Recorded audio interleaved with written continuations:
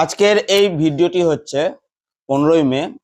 পশ্চিমবঙ্গ সরকার পশ্চিমবঙ্গের সকল SC ST এবং ওবিসি সার্টিফিকেট 2011 সালের পর থেকে পশ্চিমবঙ্গে যেগুলো ইস্যু হয়েছে সেগুলো রিভেরিফিকেশনের অনুমতি বা অর্ডার দিয়েছে।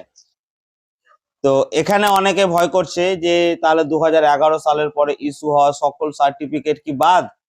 না, দেখুন বিষয়টা সেরকম নয়। এখানে 2011 সালের পরে ইস্যু হওয়া সকল সার্টিফিকেট বাদের কোনো বিষয় নেই। হ্যাঁ, সকল সার্টিফিকেট রিচেকিং এর বিষয়টা আছে।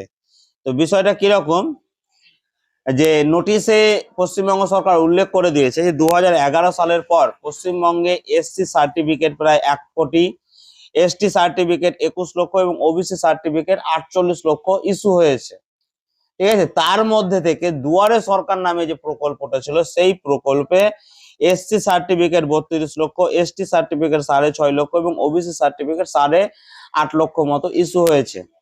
তো এখানে অনুমান করা যাচ্ছে যে দুয়ারে সরকার ক্যাম্পে যে সার্টিফিকেট গুলো ইস্যু হয়েছে সেগুলোর বেশিরভাগটাই কোনো রকম ভেরিফিকেশন চেকিং ছাড়াই ইস্যু করা হয়েছে এবং এগুলো বিভিন্ন সময় মানুষ বিভিন্ন স্বার্থে করে থাকে, বিশেষ করে লক্ষ্মীর ভান্ডার পাওয়ার জন্য, সরকারি সুযোগ সুবিধা পাওয়ার জন্য এই সার্টিফিকেট গুলো মানুষ ইস্যু করিয়েছিল বা আবেদন করেছিল এবং সেই সময় কিন্তু সেগুলো যারা যোগ্য নয় অথচ এই সার্টিফিকেট গুলো পেয়ে আছে। এবার এখানে একটা জিনিস ব্যাপার আছে যে অনেকে আপনার ফেক সার্টিফিকেট, অনেকে অ্যাকচুয়ালি এসটি নয় কিন্তু এসটির সুবিধা বা সার্টিফিকেট তার নামে আছে, অনেকে এসসি নয় কিন্তু এসসির সুবিধা আছে। তো এই সকল সার্টিফিকেট রিভেরিফিকেশন হবে।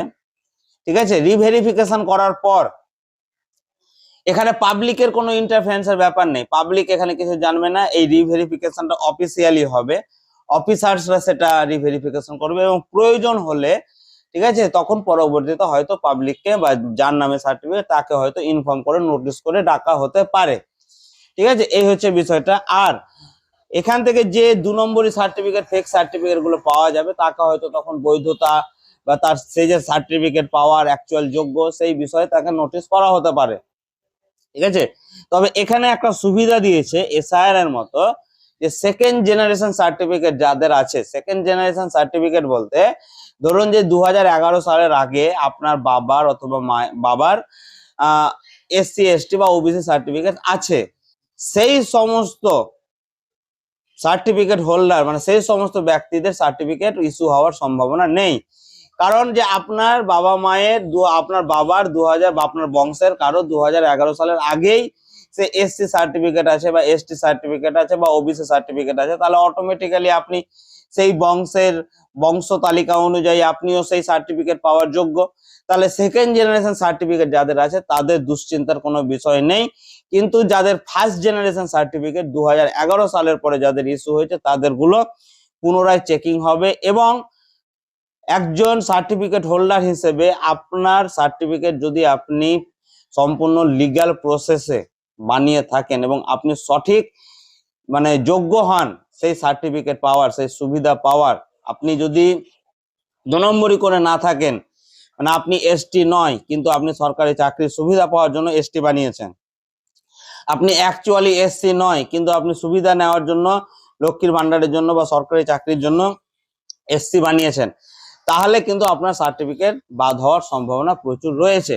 এবং এর মধ্যে আরো একটা বিষয় রয়েছে যে এসআইআর থেকে, এসআইআর প্রক্রিয়ায় যে সমস্ত ভোটারদের নাম বাদ হয়েছে তাদের নামে যদি আপনার সার্টিফিকেট থাকে এসসি এসটি ওবিসি, তাহলে সেই সার্টিফিকেট গুলো পুনর্বিবেচনা করে কিন্তু কর্তৃপক্ষ মানে পশ্চিমবঙ্গ সরকার এসডি অফিসের মারফত সেগুলো ক্যান্সেল করার সিদ্ধান্ত নিতে পারে এবং সাথে যাদের ফেক সার্টিফিকেট ধরা পড়বে তাদের জন্য পশ্চিমবঙ্গ সরকার শাস্তিযোগ্য অপরাধ হিসেবে আইনগত পদ্ধতিতে জেল এবং জরিমানার ব্যবস্থা করতে পারে। এই হচ্ছে বিষয়টা। তো আপনার সার্টিফিকেট যদি আপনি প্রকৃতই যোগ্য হন আপনার কোনো চিন্তার বিষয় নেই।